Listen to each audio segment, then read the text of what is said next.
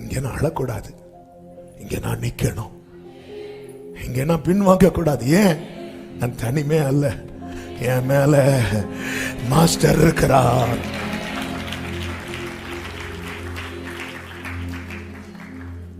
நீ காலாட்களோடு ஓடும் போது நம்ம எல்லாம் தூக்கி போட்டுட்டு போறதுக்கு. அதனாலதான் பேதுரு நான் திருப்பியும் மீன் பிடிக்க போறேன் அப்படி போகும்போது இயேசு கரையிலே வந்து நின்று பேதுருவை கொஞ்சம் கொஞ்சமா கிட்ட கூப்பிட்டு அவனுக்கு அப்பம் மீன் எல்லாம் ரெடி பண்ணி வச்சுட்டு அவனை சாப்பிட வச்சுட்டு, பேதுருவே இவர்கள் எல்லாரிலும். ஏன் அப்படி கேட்கிறார்? ஏன்னா சீஷர்கள் லிஸ்ட் எழுதும் போது கர்த்தர் பேதுருவை தான் டாப்ல வச்சார். பெந்தேகோஸ்தே நாளில பேதுருவை தான், அதான் அந்த மாஸ்டருடைய குதிரை. பரலோகத்தின் திறவுகோல பேதுருட்ட தான். அப்ப அவருடைய எக்ஸ்பெக்டேஷன் என்ன தெரியுமா? பேதுருவே, நீனா யுத்தத்துல ஒன்ன சிறந்த குதிரையா மாத்துறதுக்கு ரீசன் என்ன தெரியுமா? நான் உன்னை அவ்வளவு நேசிக்கிறேன். நீ எனக்கு சிறந்த குதிரையா இருக்கணும்னா நீ என்ன இவர்கள் எல்லாரை பார்க்கிலும் நீ என்னிடத்தில் அன்பாயிருக்கிறாயா? பேதுரு, ஆண்டவரே நேசிக்கிறேன், அவங்கள மாதிரி நேசிக்கிறேன். எல்லாரை விட அப்படி சொல்ல முடியல பேதுருக்கு, அவங்கள மாதிரி. அப்படி இல்லை, நான் உன்னை யுத்தத்துல சிறந்த குதிரையா. பேதுருவே, நான் உன்னை சிறந்த குதிரையா. அப்போ நீ ஒரு ஸ்டெப் ஃபார்வர்டா தான் நிக்கணும். ஒரு ஸ்திரீ இயேசுவின் வஸ்திரத்தை தொட்டு சுகத்தை வாங்கிட்டு உள்ள போயிட்டா, பின்னாடி போயிட்டா. என்ன தொட்டது யாருன்னு கேட்கிறா. அவன் தயங்கி தயங்கி முன்னாடி வரா. அப்படி அல்ல. எத்தனையோ தருணங்கள் என் வாழ்வில் தந்தீரே, அத்தனையும் விட்டு தூரம் சென்றேனே. நான் விலகி சென்றாலும் என்னை விட்டு கொடுக்காத என் அன்பே, இனியும் உண்மை விட்டு. அப்படியே ஓடிட்டு இருக்கும் குதிரை. ஓடிட்டு இருக்கும் போது காலில் அடி விழும், அது சகிச்சுட்டு ஓடும். அந்த இடத்துல காலை மடக்குனா மாஸ்டர் கீழே விழுந்தா சத்துருவின் கை ஓங்கும். கர்த்தருக்காக, கர்த்தர் பட்சத்தில் நிற்கிறவன் யார் என்று மோசே கேட்டபோது லேவி கோத்திரத்தார் வந்து நின்றார்கள். சுதந்திர வீதத்தை பங்கிடும் போது கர்த்தர் சொன்னார், யோசுவாவே, இவர்களுக்கு நீ அளக்க கூடாது, இவர்களுக்கு நான் அளப்பேன். இவர்களுக்கான அளவுகோலை யோசுவாவே, மோசே உன் கையில கிடையாது. நான் தான் அவர்களுடைய பங்கு, நான் தான் அவர்களுடைய சுதந்திர வீதம். அந்த இடத்துல உறவை பார்க்கல, சொந்தத்தை பார்க்கல, குடும்பத்தை பார்க்கல, சூழ்நிலையை பார்க்கல. எனக்கு கர்த்தர் தான். அப்படி ஒரு ஸ்டெப் எடுத்து முன்னாடி வைக்கிறவர்கள் மேல கர்த்தர் பயணித்து சத்துருவை மேற்கொண்டு யுத்தத்திலே ஜெயிக்க விரும்புகிறார். நம்ம எல்லாம் பின்னாடி நிக்கிறோம், ஆட குதிரையாக. எனக்கு இதை பார்க்கும்போது தாவீது தான் தன் மாஸ்டர் மேல தாவீது வச்ச லவ்வுக்கு கணக்கே கிடையாது. மாஸ்டருக்காக யுத்த களத்துல போய் நிக்கிறான். அப்படி நிக்கிறான். அந்த குதிரை சவுண்டு கேட்டு எல்லாரும், ஆடு மாடு யானை ஒட்டகம் எல்லாம் திரும்ப ஓடுது. ஆனா இந்த குதிரை, இந்த சிறந்த இந்த ராயல் ஹார்ஸ் கிங் டேவிட் போறான். எனக்கு விரோதமாய் ஒரு பாளையமே இறங்கினாலும் எல்லா ஜாதியாரும் என்னை வளைந்து கொண்டார்கள். கர்த்தருடைய நாமத்தினால் அவர்களை சங்கரிப்பேன். குதிரை யுத்த நாளுக்கென்று அவர் ப்ரிப்பேர் பண்றார். ஆடாய் நான் அவர் தோளில் இருந்தேன், ஆடாய் நான் அவரால் சுமக்கப்பட்டேன், குதிரையாய் நான் அவரை சுமக்க விரும்புகிறேன். அந்த குதிரைய யுத்தத்துல தன்னை கொண்டு போகிற குதிரைய ஒருத்தன் காயப்படுத்தின அந்த மாஸ்டர் சும்மா விடுவாரா? உன்னை தொடுகிறவன் என் கண்மணியை தொடுகிறான். நெப்போலியன் பயணித்த குதிரைக்கு 8 முறை காயம் ஏற்பட்டது. ஆனால் அவரை சுமக்கிற குதிரையை அவர் அறியாமல் அவர் அனுமதிக்காமல். ஆமென். அப்ப ஆண்டவர் கேட்பார், இவர்கள் எல்லாரிலும் நீ என்னிடத்துல. அப்ப என்ன அப்படின்னா, எல்லாரும் நேசிக்கிற கூட்டத்துல நாம இருக்கிறோம் தெரியுமா, அதுல இருந்து ஒரு ஸ்டெப் ஃப்ரண்ட்ல வரணும். அவ்வளவுதான். இஸ்ரவேல் 12 கோத்திரத்தார் நிக்கிறாங்க, அதுல இருந்து லேவி கோத்திரத்தார் கர்த்தருக்கு ஒரு ஸ்டெப் எடுத்து ஃப்ரண்ட்ல வைக்கிறாங்க. நீ ஒரு ஸ்டெப் எடுத்து ஃப்ரண்ட்ல வை. கர்த்தர் உன்னை யுத்தத்துல இன்னைக்கு நீ ஒரு ஸ்டேட்ல இருக்கிற ஒரு நிலைமையில இருக்கிற ஆண்டவர் நேசிக்கிறது, ஆண்டவரோடு உறவாடுறது, ஆண்டவர்கிட்ட பழகிறது, இதுல இருந்து அப்படியே ஒரு ஸ்டெப் எடுத்து ஃப்ரண்ட்ல வை. அப்படியே ஒரு ஸ்டெப் எடுத்து ஃப்ரண்ட்ல வை. இதுதான் பேதுருட்ட கேட்டார். எல்லா இஸ்ரவேலின் சேனை அணிவகுத்து நிக்கிறாங்க, அதிலிருந்து தாவீது ஒரு ஸ்டெப் எடுத்து அப்படி ஃப்ரண்ட்ல வைக்கிறான். அவ்வளவுதான். இன்னைக்கு ஒரு நிலைமையில இருந்து இன்னைக்கு நாம ஆண்டவரை நேசிக்கிறோம் தெரியுமா, இதே மாதிரி 100 இல்ல 1000 பேர் நேசிக்கிறாங்க. நேசிக்கிறவங்க கை தூக்க சொன்னா கை தூக்குற கூட்டத்துல நம்முடைய கை இருக்கும். ஆனா அதை தாண்டி யாரும் கை தூக்காத இடத்துல நம்ம நிக்கணும். அப்படி இவர்கள் எல்லாரிலும் ஆண்டவர் இந்த போட்டி இருக்கக்கூடாது, பொறாமை இருக்கக்கூடாது, உங்களுக்குள்ள பந்திக்கு அடி போடுவான், அப்படி இருக்கக்கூடாது. தங்களில் யார் பெரியவன் அப்படி இருக்கணும். ஆனா லவ் பண்ற விஷயத்துல நீ ஃப்ரண்ட்ல வந்துரு.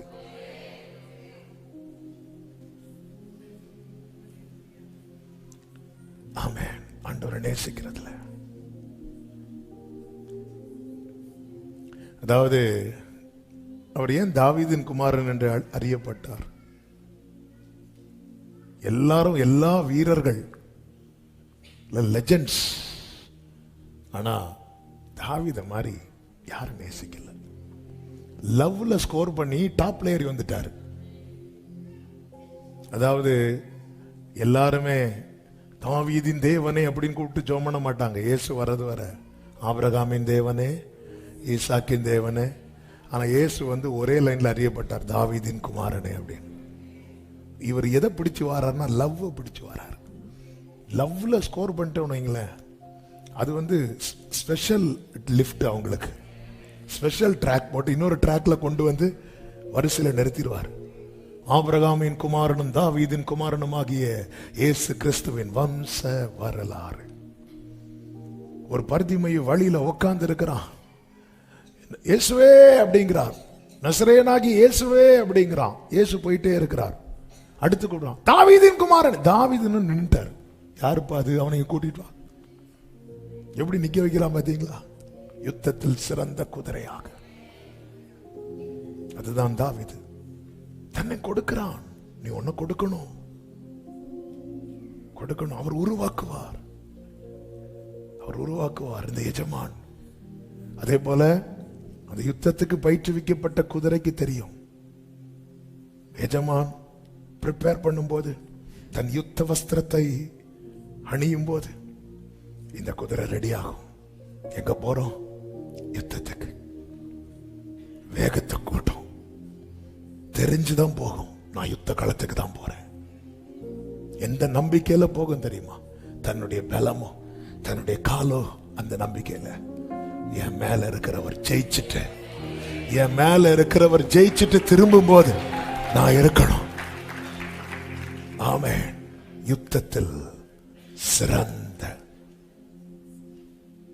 குதிரையாக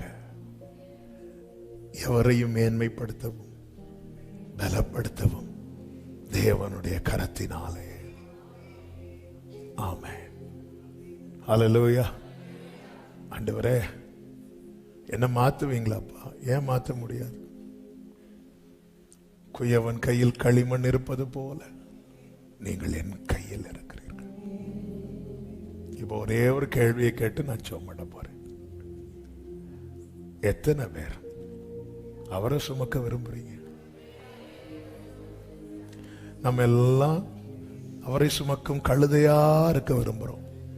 ஏன்னா அப்பதான் ஓசன்னா நமக்கும் சேர்த்து பாடுவாங்க. நமக்கு முன்னாடி நிறைய மரியாதை கிடைக்கும். ரைட்.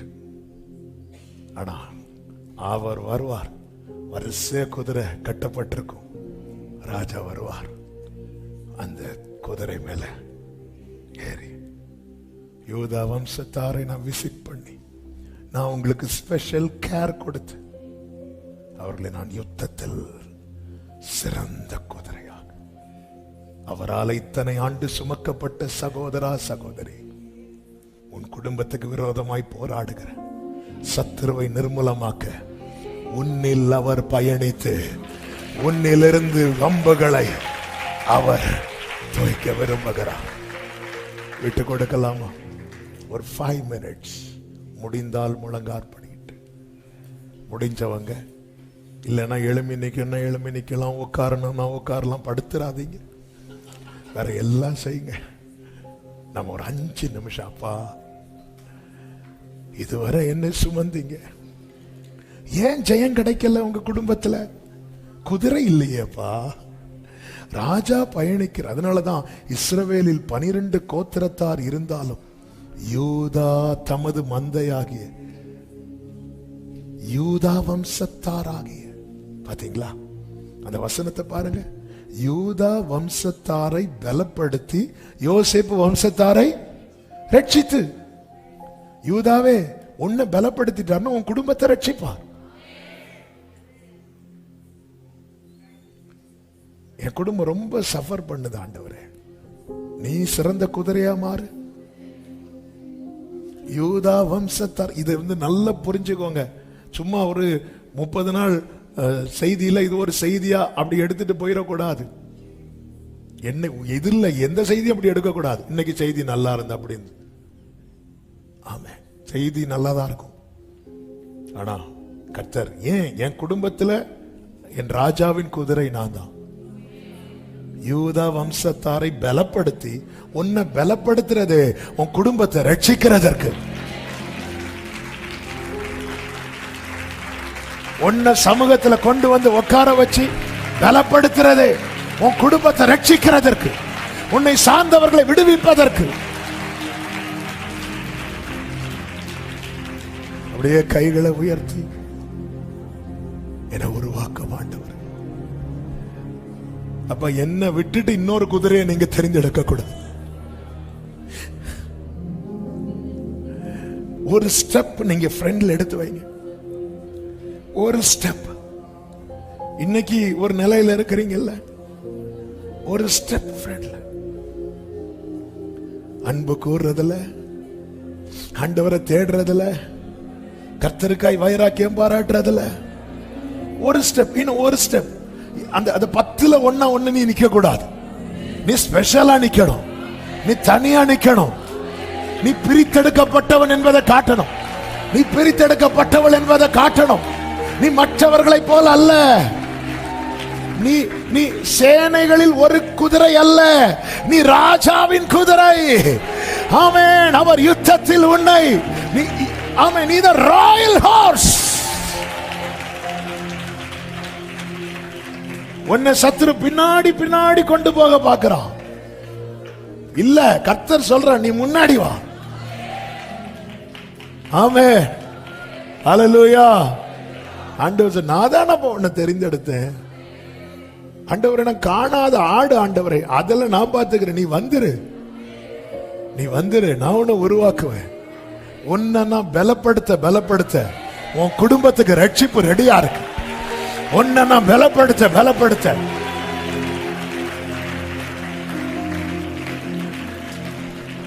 வலது கரத்தை வானத்துக்கு நேராக உயர்த்து, இடது கரத்தை இருதயத்தில் வைத்து, வெறுமையான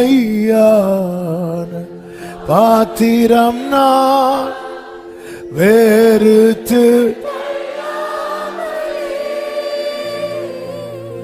நீரம்பி வழி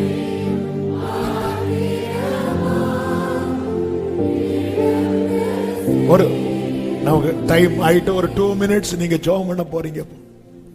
நீங்க எப்படி ஜெபம் பண்ண போறீங்கன்னு தெரியல. சும்மா இருக்கிறவங்க சும்மா இருந்துக்கோங்க. சில உள்ளங்கள் ஜெபிக்கிறதை என் ஆவியில் உணர்கிறேன். அவர்களுக்காக நான் இந்த பிரேயர் ஒரு 5 மினிட்ஸ் கூட நான் நீட்ட விரும்புகிறேன். ஆமென். ஹல்லேலூயா, ஹல்லேலூயா. ஆமென். சும்மா இருக்கிறவங்க சும்மா இருக்கலாம். டைம் ஆச்சுன்னு போறவங்க எழும்பி போகலாம். ஆனா சில உள்ளங்கள் ஜெபிக்க ஜெபிக்க ஜெபத்தில் இருப்பதை நான் உணர்கிறேன்.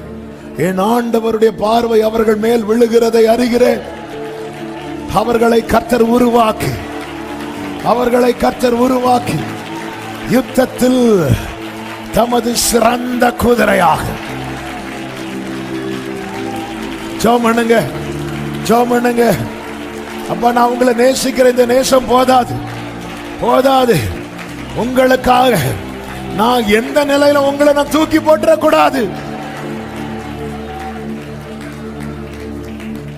யுத்த களத்தில் சில காயங்கள் உண்டாகும். சில அம்புகள் உனக்கு நேராய் தொடுக்கப்படும். நீ அந்த உனக்கு விரோதமாய் உருவாக்கப்படும் ஆயுதத்தை பாராதே. உன்மேல் பயணிக்கிற அவர் யுத்தத்தில் வல்லவர். சேனைகளின் கர்த்தர் என்பது அவருடைய நாமம். மீதிடப்பட்ட மண்ணின் மேல் மகத்தான திட்டம் வைத்தீர். புடமிடப்பட்ட பெரிதான ஆமென். எனக்கு நம்பிக்கை உண்டு. என்னை நீர் உருவாக்குவி. நம்புறீங்களா? எனக்கு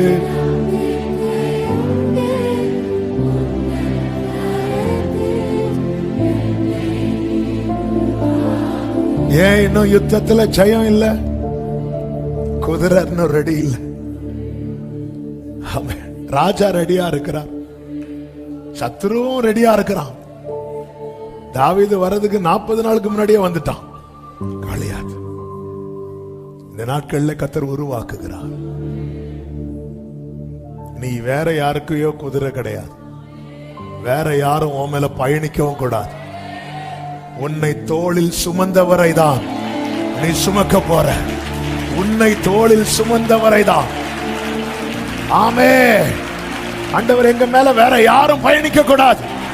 நாங்க உம்முடைய ராயல் ஹார்ஸ். ஜீசஸ், நன்றி தகப்பனே. நன்றியோடு துதிக்கிறோம். உம்முடைய கிருபைகளுக்காக, அளவற்ற பிரசன்னத்துக்காக நன்றி. நீர் உமது மந்தையை விசாரித்து அவர்களை யுத்தத்தில் உமது சிறந்த குதிரையாக நிறுத்துவீர். எங்களை அப்படி நீர் தெரிந்தெடுத்திருக்கிறீர் என நாங்கள் முழுமையாய் நம்புகிறோம். எங்களை பலப்படுத்தி நிறுத்தி எங்களை சார்ந்தவர்களை நீர் ரட்சிக்க போகிறீர், விடுவிக்க போகிறீர், இறங்க போகிறீர். நன்றி. ஒவ்வொருவரையும் அப்படியே உருவாக்கி ஆசீர்வதியும். தேவ சமாதானம் கிருபை சூழ்ந்து கொள்ளட்டும். மகிமை கனம் துதி ஸ்தோத்திரங்கள் அனைத்தும் ஒருவருக்கு மாத்திரம் செலுத்துகிறோம். இரட்சகர் இயேசு கிறிஸ்துவின் நாமத்தில் பிதாவே, ஆமென். என் ஆத்துமாவே கர்த்தரை ஸ்தோத்திரே. என் முழு உள்ளமே அவருடைய பரிசுத்த நாமத்தை ஸ்தோத்திரே. என் ஆத்துமாவே கர்த்தரை ஸ்தோத்திரே. கர்த்தர் செய்த சகல உபகாரங்களை மறவாதே. ஆமென். ஹல்லேலூயா.